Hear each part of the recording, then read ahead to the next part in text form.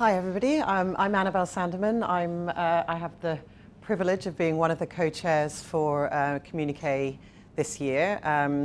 Debbie came to me a little while ago and asked whether I would take on the role with Louise, and I avidly accepted. I obviously believe in the Communiqué Awards. I've entered the Communiqué Awards, I've judged the Communiqué Awards just like my esteemed colleagues who are with me today. And I believe that they do make a difference to not only the teams that win, but also the agencies that win. And you'll see a little bit of that throughout the presentations over the course of the next 20 minutes or so. The role that I play outside chair is I'm Chief Commercial Officer for Huntsworth Health, but I'm actually also on the governance committee for the HCA, so I have a lot of hats on today. Not only obviously entering the awards, but being part of the HCA and now co-chair for Communiqué. I think it's fair to say, because we've got a number of different awards here today, I was just quite keen to just really ground what Communiqué is in terms of the awards that you will be looking to enter. It's specifically designed to recognise and commend excellence and best practice in European, international and local programmes across the healthcare communications spectrum. So that's medical education, that's PR, there's some degree of creative, promotional medical communications and so on and so forth. So do look at the categories. It spans quite a large number of healthcare communication disciplines. So who are we? Obviously, I'm Annabelle. We bring to the chair role a mixture of different skills, really. I've been in-house, but my career has predominantly been in agency, in HCP advertising, in medical, and also in PR. My main area of focus is the integration of all of those services, but mainly commercial strategy for Huntsworth and our clients, and also procurement, which we are looking and seeing the awards with those eyes as well, because obviously they're becoming very important parts of the marketing mix as we move forward as agencies in terms of that integration. Whereas Louise is career in-house pharma in GSK. She's currently actually writing a PhD. So she's a woman of many talents, and her focus has been more around what are the patient outcomes, what's the result to the patient community that we're trying to reach with many of our programs. Obviously the innovation, but not innovation for innovation's sake, but more importantly innovation around, are we reaching the right audiences with the right channels in the right way? And we've looked at all of the awards with these aspects in mind for 2019.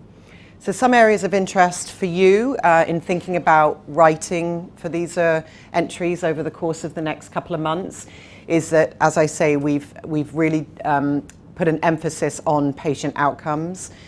So much more not about outputs only, but outcomes as well. So please look at the criteria when you're reviewing all of the entries in that regard.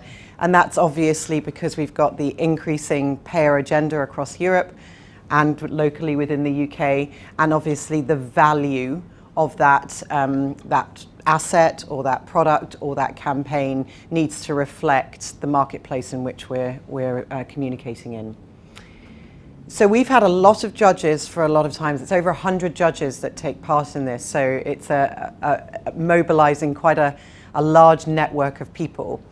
And Louise and I had the opportunity, basically, in becoming new co-chairs together, to actually look at all the judges and look and make sure that in the current environment and the future environment, we have all the right people and the mix of people to be able to give the rigor to these awards that we are proud of.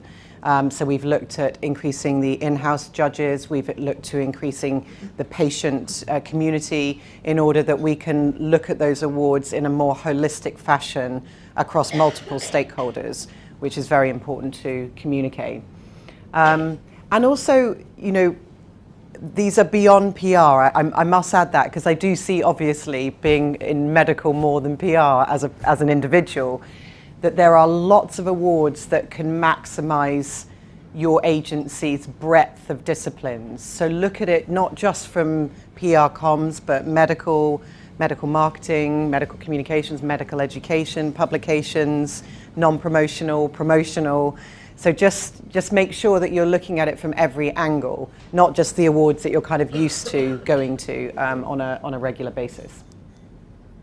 So looking at 2019, we revalidated the awards. That meant we looked through every single one, looked at the market and where our future is, and are those awards all still relevant moving forward into 2019 and beyond. And we have added these two last year, which some of you may be well aware of. And actually in the Excellence in Communication through Creative Execution, I think we had the most entries in a category ever, and that was its first year. So, whew, we got that one right. And we also had the most awards ever entered in 2018 in Communiqué. So people see this as a very important part of their I guess their own validation as an agency, sharing the talent within your agencies in terms of the work that they're doing, so that we can all feel recognised for the great work that we do, because it's, excuse my language, bloody hard work what we do, and being recognised for that is obviously reassuring internally, but also for you as an agency externally. So we revisited the judging panel to ensure we had that balance, which I talked about in the previous slide, and we've got 37% new judges this year. So there'll be some people who will, need some guidance and advice as we go through that, but that's very exciting because we're going to get a fresh pair of eyes. The balance is around 50% of them are agency, 31% pharma, 16% charity, and about 4% independent. So that's a really nice balance. And obviously we've looked at where their skills and capabilities are best suited and moved some of those people around into categories that we think they will be able to add the most value. So when we enter, we hope that we're the best, obviously, agency and program and company will win, depending on their entry. And as I said, the highest numbers of entries since 2004. I did show this slide last year, so I hope that there aren't too many of you in the audience that came last year. But I really wanted to give a little bit of personal advice from me as a judge, not as necessarily a co-chair, but as a judge, and also somebody who enters the awards on a yearly basis. Please make time. You know that they're up and running now. You know the deadline. I know there's always an extended deadline, but you must make time to think about the awards that you want to enter and make time to write those, utilising key people in the organisation. If you want to win, this can't be something that gets written, on the back of a piece of paper, given to a writer who hasn't been part of the programme, and then delivered and hope for the best. This has to take some genuine consideration, because the criteria has to be met in that entry. Otherwise, it will fall short of its scoring.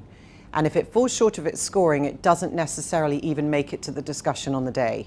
So that first 2-page submission is critical to the success of you making it to that next round. So spend time on it, include the agency, get somebody who wasn't part of the program to read it, see if it makes sense.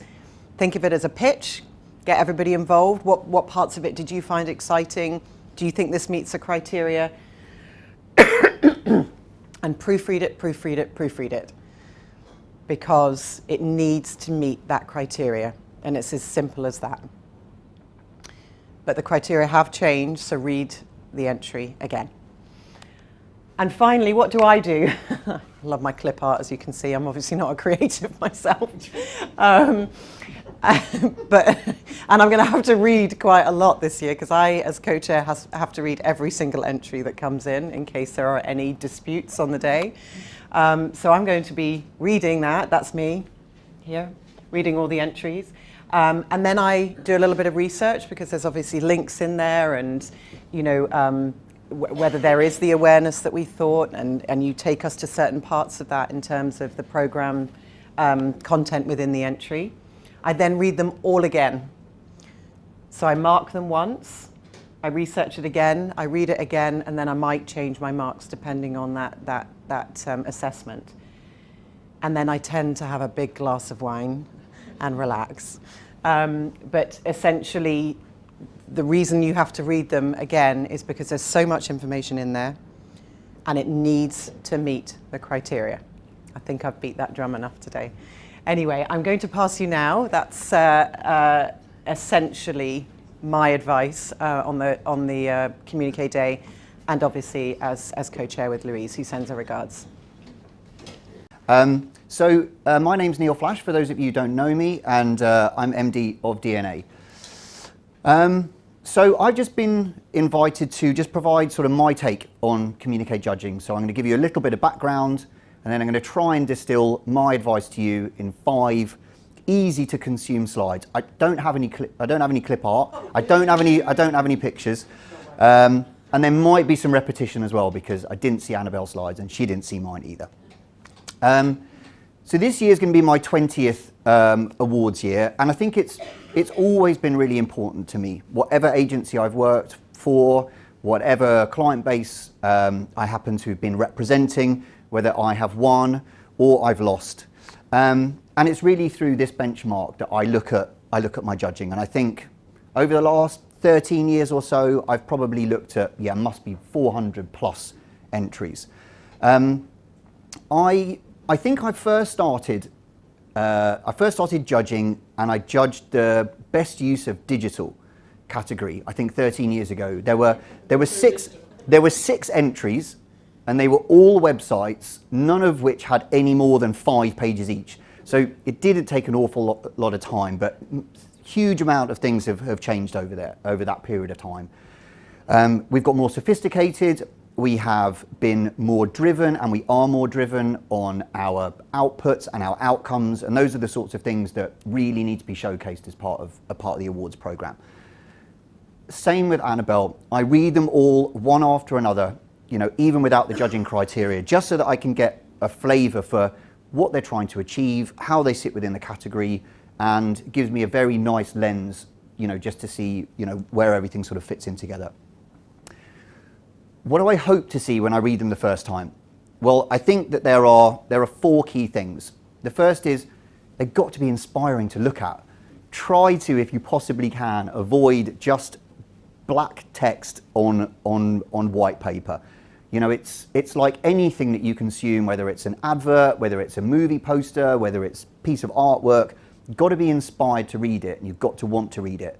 There are so many pieces of paper to get through that actually those that have some impact, are key. The second thing that I really like to see is, if I can have that, I wished I'd have thought of that idea, or I wished I'd have worked on it moment. That's really, really inspiring for me. I've judged some absolutely fantastic awards over time, and they are great for broad inspiration. I'm sure that all of you have sat at Communiqué or any of the other awards, the awards dinners, and looked at past programs and thought, this is really showcasing the best of what we have to offer, whether it's written work, whether it's creative, whether it's engaging. The third thing is about an appreciation and an understanding for what the category itself is asking to see. So that goes really back to Annabelle's point about make sure you read the criteria is absolutely fundamental.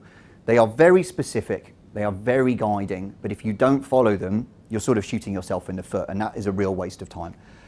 And the final piece is about the value that the work brings to the environment. I think all of the judges are really experienced in sort of understanding, what good work looks like, and how our broad industry's reputation is enhanced. So if you can bring some of that to the table, then you're definitely going to stand a much greater chance of being successful. So what do you need to focus on with all of those other things in mind? First thing is you've got 2 pages, so make them count. There are point-size guides, so you can only squeeze so much onto 2 pages, so be careful.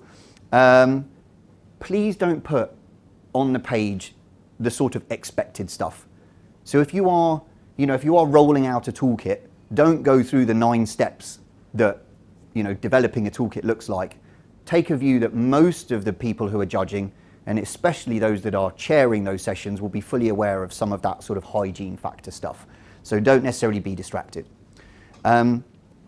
Make sure that the campaign that you are, that you're working on, you're entering, meets a distinct need. So be really clear that, the category that you're entering, whether it's a patient campaign, whether it's a medical education campaign, is brought to life in a really strong way. And the final two things are just a plead, and they're probably a plead from a lot of judges. The first off, make sure you understand the difference between what an objective and a strategy is. You get a lot of points for very, very clearly articulating those things. In fact, as much as the creative parts. So just be clear that you understand what those things are, because you get a lot of points for them. And also be clear that you understand what measurable means. So the judges will all look for evidence as to whether or not your campaign, your program, your initiative, your platform has been successful. So what do those look like?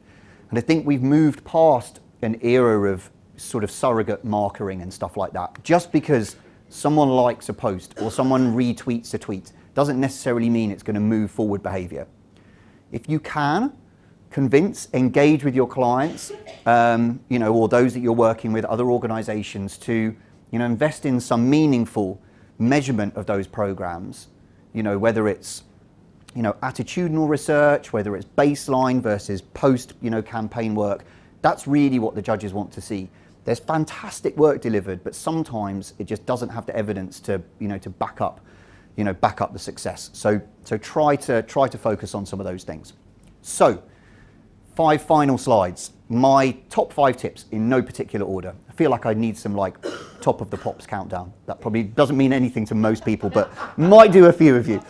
Okay, so the first is, can you see your entry winning?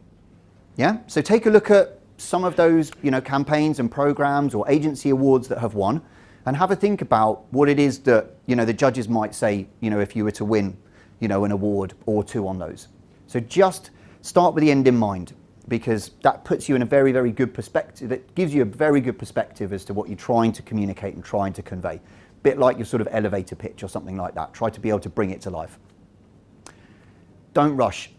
Annabelle's talked about this, so I won't labour it, but most of this work, if not all of it, has taken a phenomenal amount of time and effort and creative thought and process and diligence and all of those things. So make sure that the hard work that you do, you do justice to it, and those that you're entering alongside or entering in partnership with.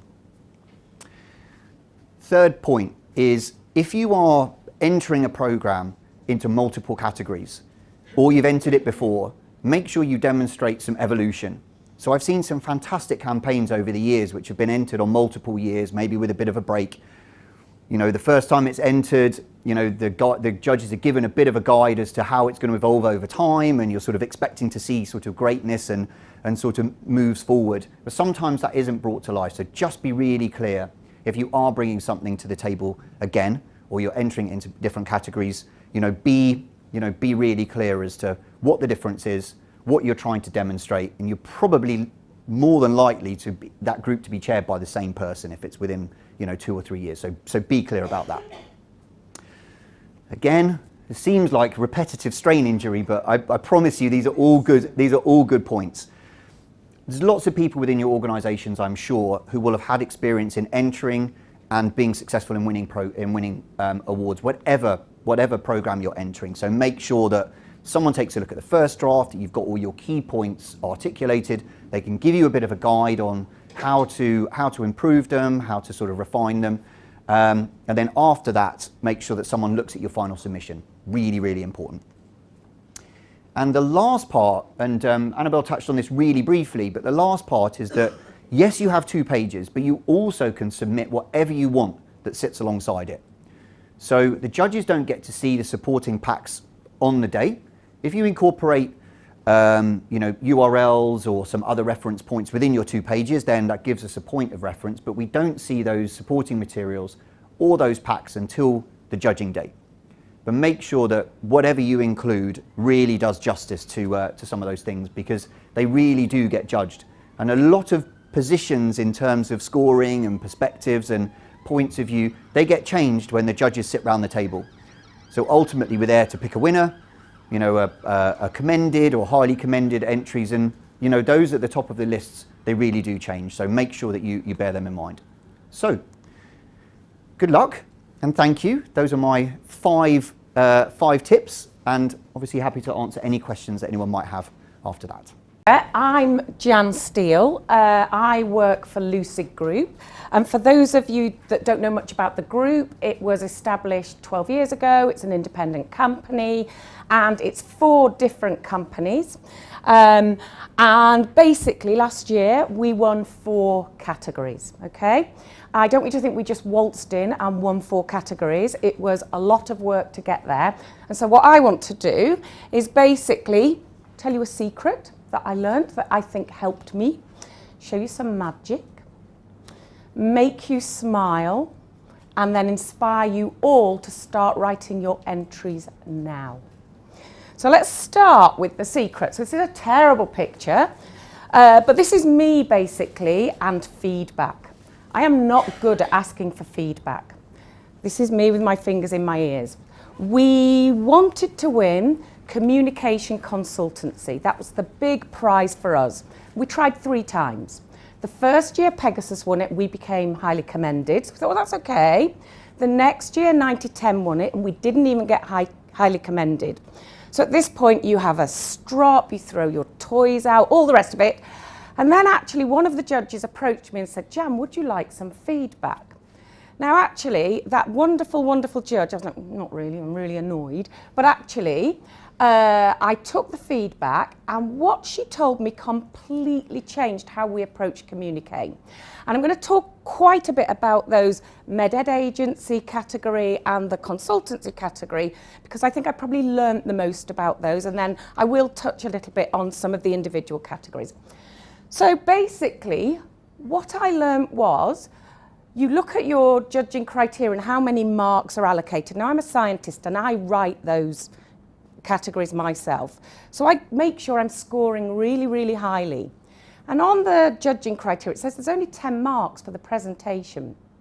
So I was completely deprioritizing that. And what I've learned now is that is a terrible mistake because basically when you write your entry, absolutely be really, really diligent about scoring highly because it gets you in the room. But actually on the day, what the judges are looking for is what makes you different, how good your metrics are, and how passionate you are, how you live your culture.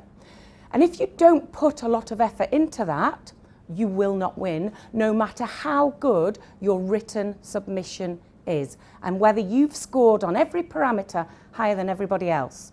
And I wished I had known that when I lost once, lost twice, but I'm very happy that once I did know it, last year we won and we had a great time. So I think that's super important. The judges are fabulous. They will always, always, always help you, support you, answer questions. And I think, you know, don't be proud like I was. Ask for help. It works. So I'm going to show you some magic, okay? So again, what I learned was, in my presentation, we had to show what made us different. And I've put this rather glamorous box over here because of course you don't want to know how much money we're making.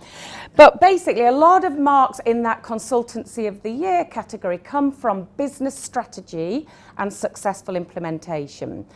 And what you see a lot of is companies winning who are doing amazingly well. They've doubled. They've grown by 40%. But we were a 10-year-old company and we were growing in excess of 30% year on year in terms of revenue. And we didn't think anyone could beat us on that. And so what we did was we didn't just look at 1 year time frame, we looked at 3, because this was the thing that we thought nobody could beat us on. And when I show you the judges' comments at the end, you'll see that they actually picked that out. So that's number 1. So really think about where can nobody beat you? And how have you achieved that? You know, and again, I don't want to go into it, but we were really clear on our strategy. We have 10 key clients and we pushed very, very hard to grow organically in those 10 clients. You know, nothing was too much trouble for them. So, you know, there was the clear strategy and then the evidence that we'd actually executed well. Now, you've heard everybody talk about this, metrics, outcomes. This is so important. So basically, I'm just showing you some metrics that we showed because it's really hard to do, right? So this is a rare condition, it's called HS, it's a skin condition, and we did an expert-led programme where we had a group of people interested in it, identifying that patients who were treated in specialist centres did better than patients who weren't. And so this group of experts helped people set up specialist centres. And what we were able to do was get 4,500 dermatologists to support us in some way to set up the centres. We got 43 new specialist centres opened and seeing patients, and we trained 127 specialists to treat this disease. And then what we estimate we did was that we reached 21,000 patients. Now again, we talk a lot about patient outcomes. It's very, very hard to measure and see what impact you've actually had on the patient, but don't shy away from extrapolating a little bit. If you know that you've trained this many specialists and that on average a specialist sees that many patients, make sure all your assumptions are clear and you're showing that you've estimated it, but don't shy away from that because that's a big impact, reaching 21,000 patients with a rare disease. Okay? I'm going to give you a little bit of talk about how we go about doing our entries, right? Does anyone know what that is? Where that is? Bravo. So that is the Chiltern Firehouse, and I'm going to explain why that's important in a minute. When we reach this time of year, Communiqué is massive for us. It's a big, big date in our calendar for lots of reasons. So we basically, as an organisation, there are 200 of us, you know, we do a lot of work. We get together and say, right, okay, guys, let's think about what we enter for Communiqué. And everybody fills in a form and says what they'd like to enter. And the form's really simple. It's like, you know, what is the unmet need? What is your objective? What are the metrics you have? And what's really special about this programme? And only the ones that actually fulfill those criteria for us are then given the green light. Because actually we end up competing quite a lot with ourselves in some of the categories. So I think be really, really clear about what's your strongest entry and then put all of your effort behind that, because both Annabelle and Neil have said get people to review it. The reviewing takes a lot of time. You know, if it means a lot to you, you're going to review it really well. So that's important too. So we decide what we're going to do, and then we take time out. We do breakfast club, and we do it at the Chiltern Firehouse. And we tend to do it on a Thursday morning. It's not obligatory, but we hire the private room there. And the reason we do that is it is a thankless task, actually, writing these. Everybody's busy. You know, we've got clients in our ears asking us to do stuff, and it's much easier to go, oh, I'll do it tomorrow. So we protect time, but we make it a joyous thing. Because actually you should enjoy the journey. It shouldn't feel like pain. And what we do is we tweet a lot about it and we tell everybody who's come for breakfast. So everybody in our organisation knows who's putting the effort in to write them. We never ask anyone who hasn't done the programme to write it. We used to ask freelancers. We never won anything. So we don't do that. It's totally our team who do it. But I think what's really important is, you know, if you can do this, make it fun and make sure people feel very valued for putting in the effort. Now I'm laughing here at myself because of course you start with the why, and I'm not starting with the why, I'm kind of almost ending with the why. But why do we do it, right? Huge sense of pride, not necessarily from winning, although Debbie, who sees me at every, like I do feel very proud and do have a very nice time, but a sense of pride when you look at all the programmes you've done over the past couple of years and see the impact that it's had. It's a terrific thing to do. It's quite a challenging exercise for the team too, you know, to really push them hard, exactly as Neil was saying, guys, what is the objective and what makes this special? You know, getting them to really articulate that. It helps you focus on your achievements and really think about what you're most proud of. The clients love it. They absolutely love it. You know, they tend to moan a bit because they have to sign it off, but, you know, they love it if there's a chance of them winning an award.